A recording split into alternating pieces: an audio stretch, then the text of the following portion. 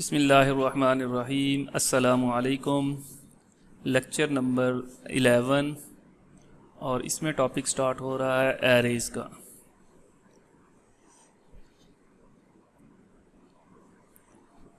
Collections of variables. अगर हमें एक से ज़्यादा वेरिएबल्स एक ही डाटा टाइप के रिक्वायर्ड हों तो वहाँ ज़्यादा सूट करता है एरेज का कॉन्सेप्ट। तो हमने 10 लोगों को बिठाने के लिए चेयर रिक्वायर्ड हैं, 10 इंटीजर टाइप वैल्यू स्टोर करवानी है, तो हम A B C D as 1 as 2 की बजाय हम एक ही दफ़ा वो डिक्लेयर करवा सकते हैं। जैसे हम आम तौर पे कहते हैं कि हमें 10 बुक्स दे दें, तो एक स्टेटमेंट ने 10 बुक्स की रिजर्वेशन करवा दी।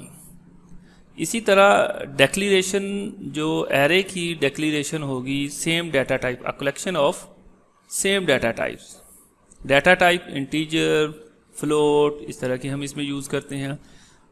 एरे को डिक्लेयर कैसे करवाया जाता है? पहले डाटा टाइप जिस तरह वेरिएबल में होता है, और फिर एरे नेम, और ये एक नई चीज़ साथ में आएगी, उसका साइज़, जो इंटीजर में नहीं होगा, वेरिएबल में नहीं होता। ये वेरिएबल में सिर्फ डाटा टाइप और वेरिएबल का नेम, इंट एज और 10। तो इसमें एज जो है ये एरे का नेम है, ये इसका साइज है ब्रैकेट के अंदर जो दिया हुआ है।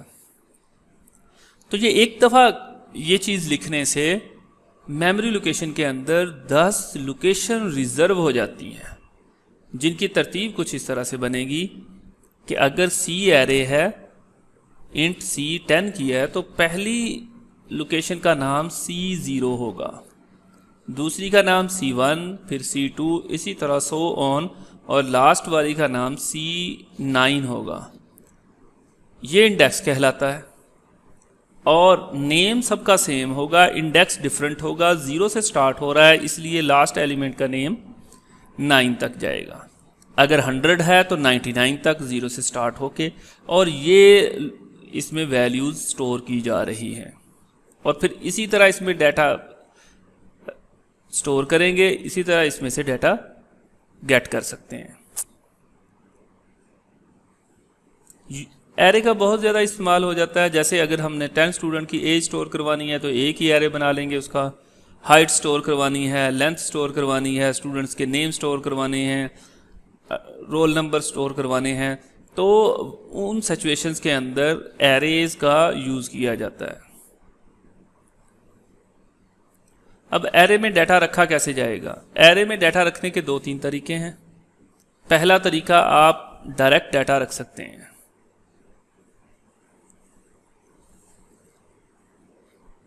सेकंड मेथड को इन्होंने पहले डिस्कस किया हुआ है, चलें,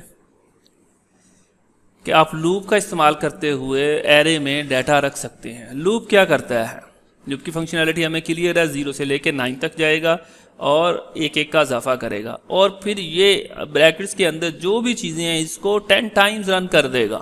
फर्स्ट टाइम आई 0 होगा, फिर आई 1 2 3 4 5 6, आई की वैल्यूज़ बढ़ती जाएगी। लूप को ये कंट्रोल कर रहा है, और अंदर आई को यूज़ करें ना करें, ठीक है, जो मर्जी अंदर आप स्टेटमेंट दे दें, कैलकुलेशन करवा लें, समथिंग, कुछ भी, इसने इसको 10 टाइम्स एग्जीक्यूट करवा देना है। अब इसकी मदद से हम वो एरे की फिलिंग कर लेंगे। हमें पता है कि सी इन और एज करेंगे तो सी इन एक वैल्यू गेट करता है, और एज आई इंडेक्स 0 आ जाएगा यहाँ पे। फर्स्ट टाइम आई 0 है तो एज 0, देन एज 1, फिर एज 2, फिर एज 3, वैल्यू ले रहा है, रखते जा रहा है। अगर कहा जाए प्रोग्राम का हाफ हिस्सा आपने सॉल्व कर लिया, write a program that store 10 values in an array, 10 integer in an array. तो एरे बनाएंगे इंट एज 10, तो ये एरे बन गया। अब लूप लगाया, ये वैल्यू दी, स्टेटमेंट दें ना दें, तो ये 10 टाइम उसे एग्जीक्यूट कर देगा। एरे के ऊपर बहुत बेसिक प्रोग्राम मैंने बनाए हैं, आप उनको देखें, उनकी फंक्शनैलिटी को समझ लें, आपके लिए आसान होगा।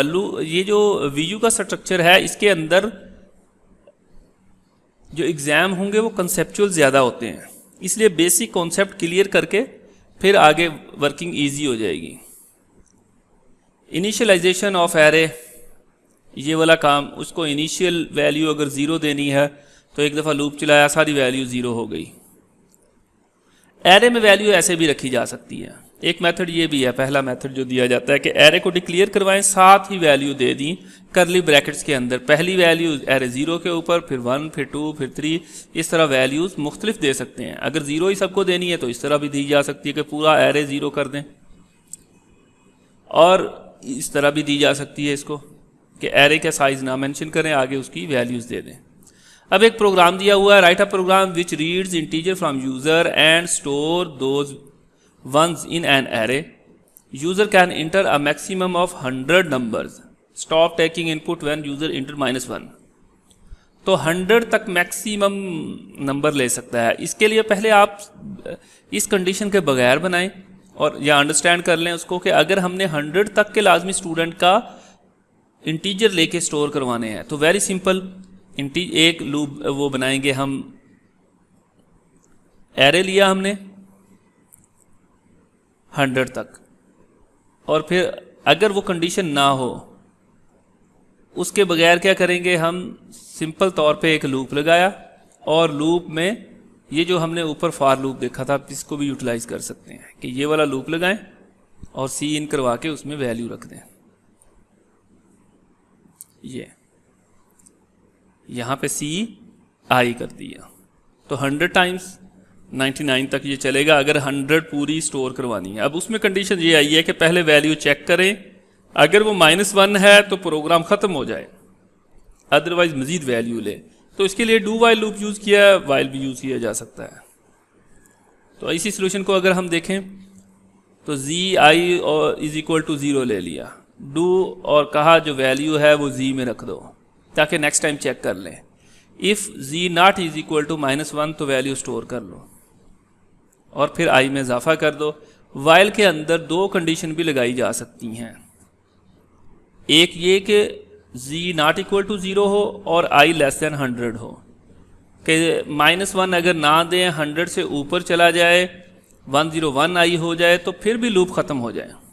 तो ये कंडीशनल उसके साथ हमने इसको दो कंडीशंस को आपस में मिलाया है लॉजिकल ऑपरेटर एंड के साथ कि ये वाली कंडीशन भी ट्रू हो और आई लेस देन 100 हो, फिर नेक्स्ट पे जाए, अदरवाइज ये ख़त्म हो जाए। तो वो हर टाइम दो चीज़ें चेक करेगा, एक तो ये चेक करेगा कि कहीं -1 तो नहीं है, -1 यूज़र ने तो नहीं एंटर किया, और अगर -1 किया तब भी ख़त्म कर दे, अगर आई लेस देन 100 नहीं है तब भी ख़त्म हो जाए, और फिर एंड पे टोटल में उसको डिस्प्ले कर दिया, ये वैल्यूज़ दी हैं।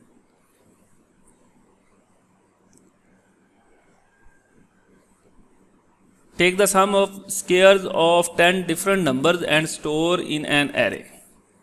एरे के अंदर 10 नंबर स्टोर करवाने हैं तो 10 का एक एरे बनाएंगे। अच्छा, अब हमने 10 नहीं स्टोर करवाने, सम ऑफ स्केयर्स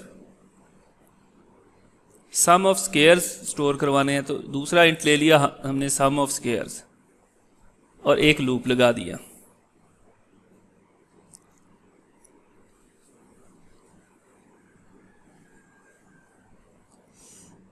सीन करवाया, आई इज इक्वल टू ए आई, उसमें लूप कैलकुलेट हो रहा है, एग्जीक्यूट होकर लूप में सारी वैल्यूज़ स्टोर करवाने हैं, ऊपर में 10 वैल्यूज़ का लूप यहाँ से स्टार्ट हो रहा है। I is equal to 0, i less than 10, i plus plus, i में ए आई में वैल्यू स्टोर हो रही है। अब क्या कैलकुलेट करना है, सम ऑफ स्केयर्स, तो sum of square is equal to sum of square plus हर वैल्यू का squares, a i asterisk a i, ये इससे स्केयर निकल आएगा जो एरे के अंदर वैल्यूज़ पड़ी हुई हैं इंडेक्स आई के ऊपर, पहले 0 इंडेक्स के ऊपर आपस में दोनों मल्टीप्लाई होके उसमें सम में सम ऑफ स्केयर, पहले स्केयर फिर उनका सम, तो सम ले रहा है और ये स्केयर हर दफ़ा एक एक नंबर का स्केयर उसमें कैलकुलेट हो रहा है। ये 1 2 3 दे के उसके बाद सम उसमें कैलकुलेट कर लिया। नेक्स्ट है जी लीनियर सर्च। लीनियर सर्च को सीक्वेंशियल सर्च भी कहते हैं। एक तरतीब से अगर सर्च करनी है, सर्चिंग क्या होती है, फाइंडिंग, चीज़ को तलाश करना, नंबर को, करैक्टर को, एनीथिंग, जैसे मोबाइल फ़ोन के ऊपर हम सर्च कर लेते हैं। तो सर्च करना, फाइंड करना, किसी चीज़ को देखना कि ये मतलूबा वैल्यूज़ के अंदर है कि नहीं है, डाटे के अंदर है या नहीं है। एरे के ऊपर इसकी एग्जांपल आमतौर पे ली जाती है। हमारे पास एक एरे है नंबर को फाइंड करना है। वो एरे हमारे पास 100 वैल्यूज़ को स्टोर करने के लिए है। इंट ए 100 ले लिया और उसके अंदर फिर वैल्यूज़ रखते जा रहे हैं मुख्तलिफ किस्म की। अब इसने आई ही रखा, 1 2 3 ही रख दिया उसके अंदर, और फिर जिस वैल्यूज़ को सर्च करना है वो रखी है जी के अंदर, सीन करवा लिया जी, और एक फ्लैग ले लिया इंट फाउंड 0। ये ना भी लें तब भी काम हो सकता है कि हमने आई 0 से स्टार्ट किया, आई लेस देन 100 आई प्लस प्लस के पहले वाला लूप क्या करेगा, वो 100 वैल्यू लेके एरे में रखेगा।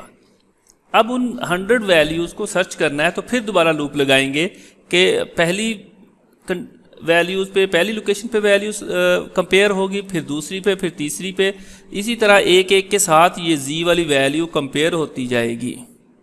जी double is equal to A i, ये दूसरा लूप सर्च करने के लिए, नंबर सर्च करने के लिए।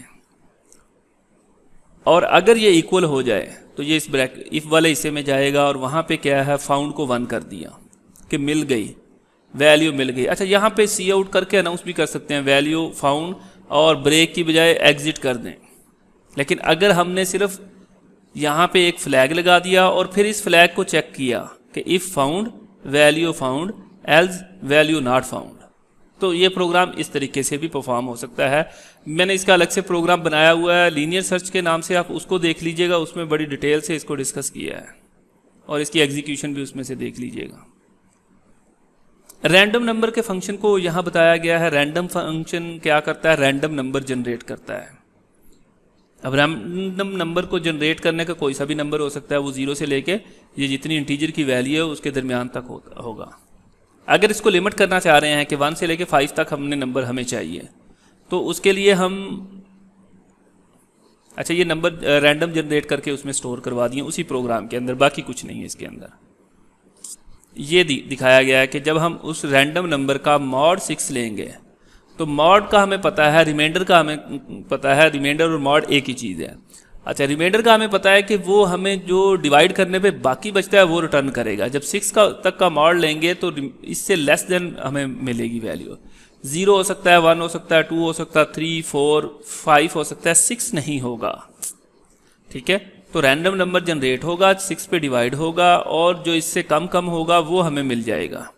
लिहाजा ये 0 से लेके 5 तक नंबर देगा। बड़ा नंबर तो आ ही नहीं सकता इससे। अगर हमें 1 से 5 तक चाहिए तो हम इसमें +1 कर दें, अब 1 से 5 तक 6 तक नंबर मिल जाएंगे। इसी तरह कहा जाए कि 1 से 100 तक, तो सिंपल तौर पे 1 प्लस रैंडम और रिमाइंडर 100 कर देंगे तो 1 से लेके 100 तक के नंबर जनरेट हो जाएंगे। कीवर्ड कांस्टेंट के बारे में पहले भी पढ़ चुके हैं कि वैल्यू को चेंज नहीं करने देगा। शुरू में अगर हम कॉन्सेप्ट इन एरे साइज कर देंगे तो उसका एरे साइज फिक्स हो जाएगा। इस चैप्टर में जी इतना ही है।